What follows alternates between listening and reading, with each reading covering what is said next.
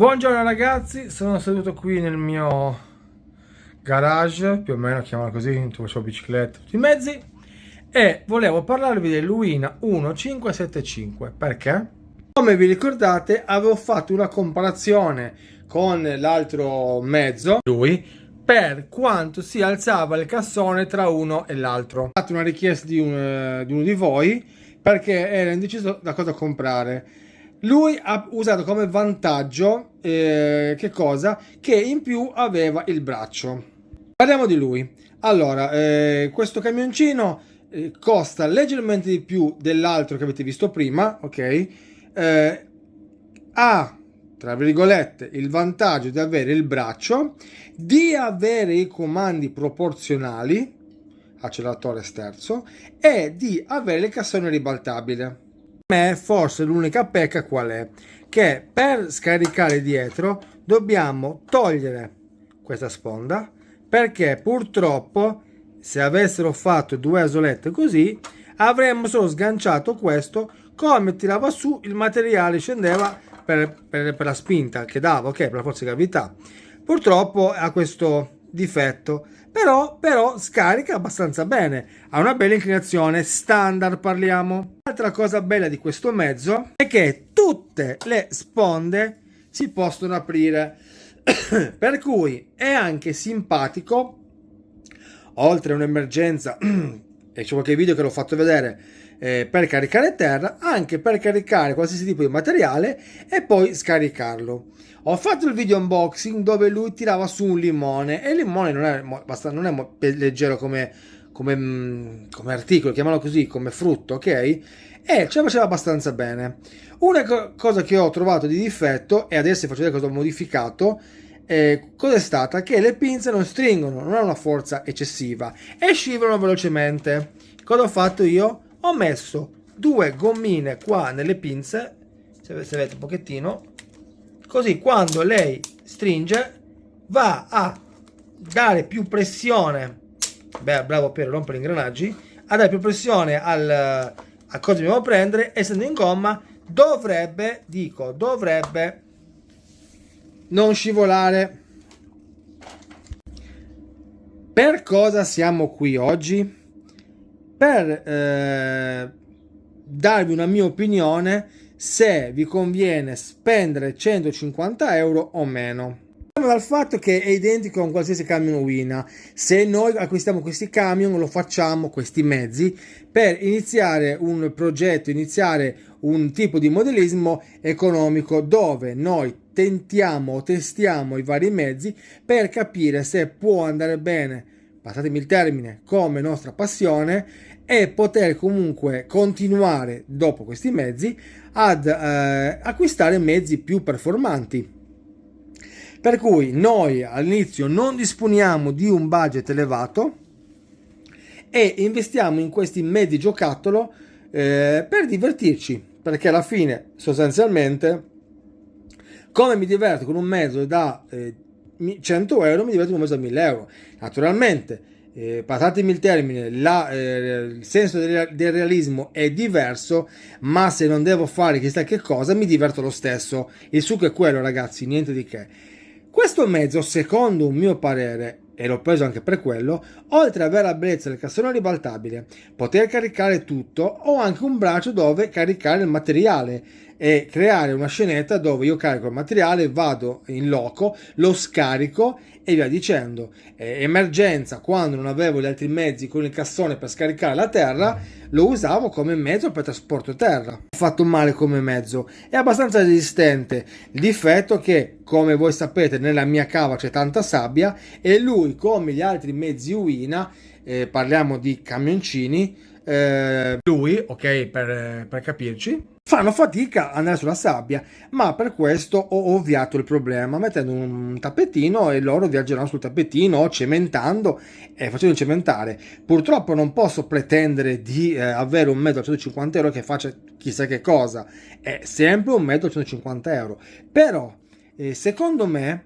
come anche al tempo feci vedere nella comparazione, c'è un video, andatelo a cercare, dei cassoni, è un mezzo simpatico da prendere, sia come primo mezzo col cassone, non ho molti soldi, ho una ruspa, anche lei, qualsiasi ruspa, e voglio caricare la sabbia, e vorrei anche portare le merci nel magazzino, dove cavolo mi pare.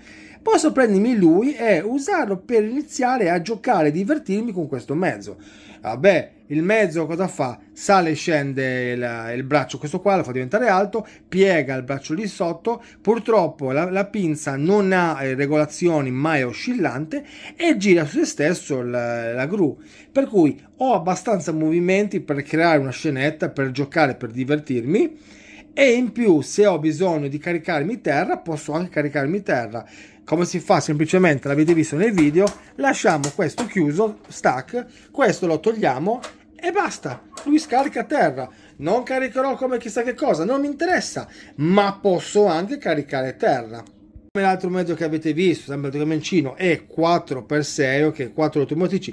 Purtroppo trazione diretta, non c'è differenziale, non c'è sospensione, non c'è niente, ma sono regolabili, proporzionali, come lo sterzo è proporzionale. Domando, perché non prenderlo? Io, secondo il mio parere, non stavo sbagliando a parlare, scusatemi, è un mezzo che ho acquistato per questo motivo, perché posso usarlo per varie cose, tanto che dopo che c'è questo video dovrò creare un video dove porterò materiale in cava e questo materiale verrà montato dagli operai, per cui è come il classico mezzo che troviamo nelle strade, che portano i guardrail, che portano tubi dell'acqua e via dicendo.